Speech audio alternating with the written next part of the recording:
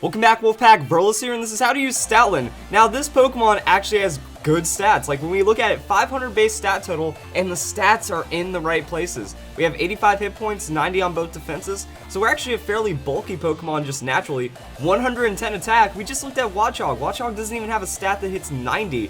So now we have a 110 attack, so this Pokemon actually has a decent chance of hitting pretty hard, and then 80 on the speed. Now, 80 speed isn't terrible with this amount of bulk, so it does kind of put us in a good position that we can outboost into a nice speed tier, or we can just kind of hang back and treat it the way it is. So I mean, the stats are in the right places, and 45 special attack.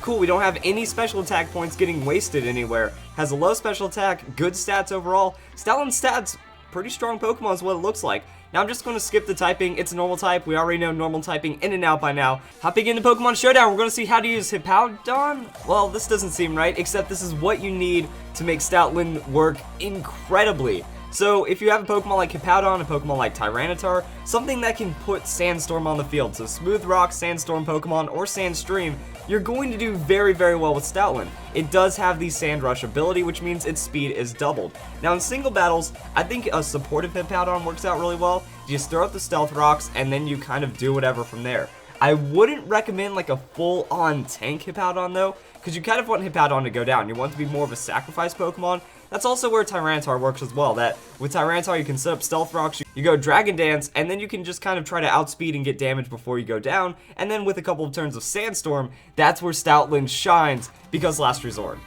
That's it right there. That Last Resort is one of my favorite moves because it's such a powerful move, and it's almost free if you know how to set it up. That when we look at a 140 base power, on a normal type Pokemon that's going to get stabbed into over 200 base power. Stoutland also with that 110 attack and a Life Orb, it kind of doesn't matter after that, which is why I was thinking about just maxing out the attack, Adamant Nature, whatever. With 96 speed EVs invested, we're going to outspeed 150 base speed Pokemon, so really nothing can touch us, which is kind of the idea here. Mega Alakazam? Nope, we outspeed it and then we one-shot it with Last Resort, which means we put the rest into our bulk, and now we have good defenses, and then we also have really good hit points. So I'm going to also bump this back up to level 100. I want to show that because level 50 calculations still work for that speed boosting as well. So Battle Spot or level 100 format, these are the speed EVs that you are going to need. So we protect and then we score non-stop KOs, which is why the sand is so crucial to us. But we get that going, then we're fine. Now here's another thing. Stoutland,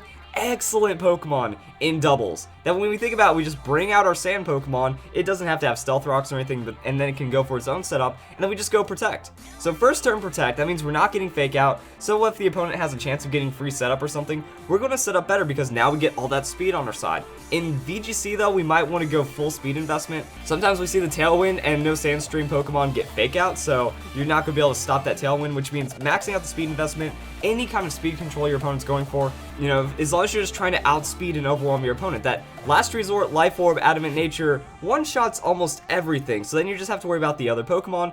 Stoutland's natural bulk means it does have a good chance of just straight up surviving almost any hit that isn't fighting, so then Tyranitar chips in damage there, finish off that Pokemon, and then you just keep converting, and Stoutland just is way too powerful. Also, if you have a Pokemon like Tyranitar and setting up Dragon Dance, the opponent's going to be like, which one's more of a threat? The Last Resort one-shotting Stoutland, or the Dragon Dancing soon-to-be one-shotting Tyranitar. So it's going to make your opponent have to like shift around their priorities, and by then it's too late. So one thing I also wanted to compare was Ambipom. Now Ambipom, it's a Fake Out Last Resort Pokemon, but every time I've used Fake Out Last Resort Ambipom, I am always surprised by the damage. You will find one-hit KOs you didn't even think were possible, and that's with 100 base attack, Jolly Nature. So we're not even running the beneficial nature with less attack, so 299 compared to 350. So Ambipom with Life Orb Jolly is almost as much as Stoutland without Life Orb. So we're adding like another 20-something% damage overall in the long run, and we're just doing more damage than Fake Out Last Resort Ambipom, which is really crazy. But we do need that Sand Rush for speed, unless we go for full gimmick. So the idea then is to make sure Last Resort works. Also, by not having Sand Rush, we get the Scrappy ability. How busted is that? We get to Last Resort Scrappy if we play our cards right. So the way I was thinking is, wait a second, Stoutland, it actually gets Endure. That is not fair when you start to break it down because you just go, oh, Salak Berry Endure. Now here's where things get interesting though. With your tankiness, you're not going to get one shot by everything. You're not going to get one shot by a lot of things. So that's why we can add an extra layer to this. Makes it a bit riskier, makes it a bit harder to set up, but makes it all the more powerful. We go for the workup. Now, for some reason, Stoutland also gets workup. No swords dance, nothing else, but workup is just fine for us in this situation. We use workup. We get knocked down into like yellowish or something. We take a decent amount of hit points. Then we go for the endure, Salac Berry procs. Now we have last resort. So the only thing we have to worry about is priority. Now there is a lot of priority in the game for sure, but that's why you just play around it. You don't lead with the Stoutland. You make sure the rest of your team deals with your opponent's priority, and then you just kind of call it a day from there and win. Now, if you don't want to have to worry about anything like that, you don't need to use Salac Berry. It just makes it to where now you become this incredible sweeper. Other than that, you can just kind of run, you know, speed invested, attack invested, try to outspeed what you can, really bust down some tanky Pokemon, work up into last resort, going to be a very powerful combo, and then that gives you options for like Lumberry. That way you can't get status, that works out pretty well. Citrus Berry makes it to where you're tankier, or you can just kind of play around with some other things. What about just baton passing speed boost? If you baton pass a speed boost into Stoutland and you even like manage a swords dance or substitute with it, GG, like it's over from there. Nothing is going to be able to survive all that. If you're doing that, then you can run the Life Orb. So Baton Pass is going to be Protect. If you're not worrying about speed, that's Work Up. If you're worrying about Salac Berry speed, that's Work Up, Endure, Last Resort.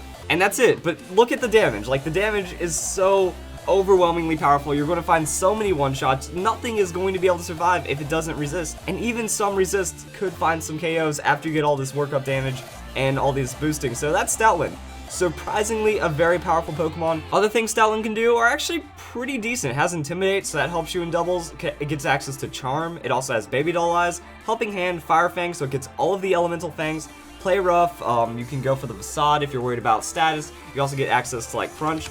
Pretty much you have a really good move pool for coverage, but at the same time you're not doing as much damage. Even with like a super effective Iron Head, Last Resort's more damage. A 4-time super effective Ice Fang, Last Resort's going to be slightly less damage. Fire Fang is the only one that really matters because it's going to be against a Steel Grass or Steel Bug type, so at least Last Resort's getting resisted in that case. But overall, there's just so much overwhelming damage with Last Resort that even super effective hits don't keep up with its damage. But if you want to run a more supportive set, you can do that. Return's going to work out pretty well, and you just have good coverage while also being supportive with Intimidate, Helping Hand, Charm, or a couple of other moves. Another thing like Endure Custat Berry, that way we can go like hit point speed invested, so we're definitely just going to knock out one Pokemon.